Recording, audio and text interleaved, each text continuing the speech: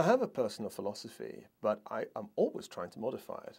I think part of the interesting thing about being a historian is that you want to be proved wrong. I mean, I want to see some exception to a rule that I thought I believed, because that's the revelatory moment. I have no vested interest in being consistent.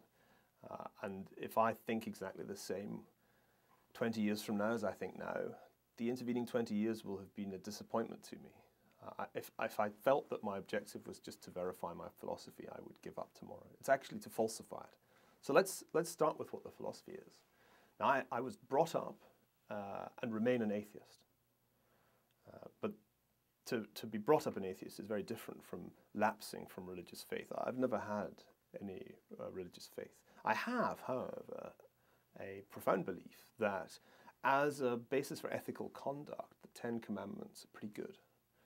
And that actually the monotheisms, and particularly Christianity, offer a really quite good guide to how to live well. By well, I mean to live morally. It's very hard for an atheist to invent from first principles a good ethical basis for behavior, because actually in the natural state, human beings don't behave well. They're quite strongly tempted to behave badly. And we're evolved in ways that actually encourage bad behavior. We're designed to kill strangers. We're designed, in fact, to steal. And so it's very important that there should be an ethical framework within which we live. And my dilemma is that I don't really believe in any divine policeman or any afterlife payoffs, but I do believe that we should live well. We should obey some moral code that we're not likely to invent for ourselves.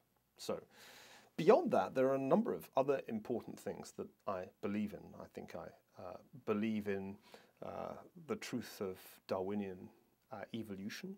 I think I'm strongly attracted and believe in Adam Smith's vision of the free market as a superior mode of economic organization.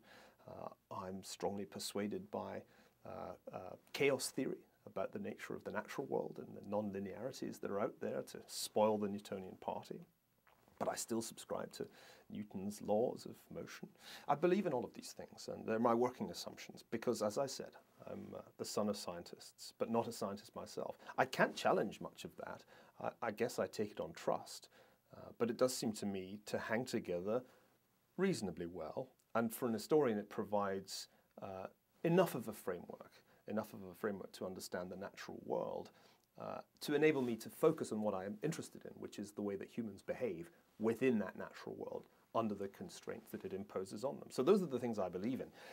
What I don't have strong views about are the motivations of human beings themselves. Human nature seems to me to be the stuff of historical study, and although I'm probably instinctively a Hobbesian, in other words, I think that the state of nature is pretty ugly and civilization is all about trying to rein our natural impulses in, I'm prepared to be argued out of that. In other words, if somebody can persuade me that in fact human beings innately have a preference for order and social cooperation rather than for killing one another, and that their killing one another is the exception rather than the norm, then I will certainly listen and be prepared to be convinced.